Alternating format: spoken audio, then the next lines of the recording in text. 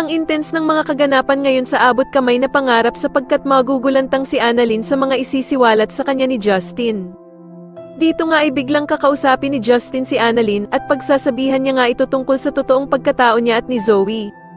Samantala ay tuluyan na ngang lumalabas ang totoong ugali ng anak ni Giselle na si Justin. Dahil matapos nga ang naging sagutan nila ng ina niyang si Giselle ay biglang may tatawagan ito at sasabihin na sana nga daw ay ang ina na lang niya na si Giselle ang nakomatos at hindi ang lolo niyang si Don Pepe. Sa kabilang banda naman ay magmamatigas naman itong bruhang si Moira na pumunta sa Apex kahit nga naban na siya dito. Pero agad naman dadating si Giselle at pagbabawalan niya itong pumasok.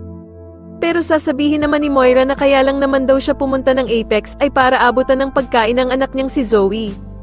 Sasagutin naman siya ni Giselle na hindi na naman daw baby ang anak niyang si Zoe para dalhan pa ito ng pagkain. At dito nga ay manginginig ang dugo ni Giselle sa sasabihin ni Moira na palibhasa nga daw ay hindi niya ito mararamdaman at mararanasan ang pagiging ina dahil sa pinamigay daw niya ang kanyang anak nung maliit pa ito. Samantala ay patuloy naman ang pagkakaroon ng anxiety ni Lynette at dito nga habang nagpapahinga siya sa kwarto ay bigla na lamang bubukas ang pinto at iisipin niya nga na may gusto talagang pumatay sa kanya.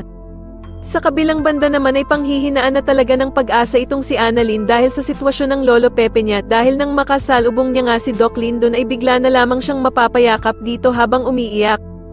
Agad naman siyang tatanungin ni Doc Lyndon kung ano ba daw ang nangyari at bakit ito umiiyak.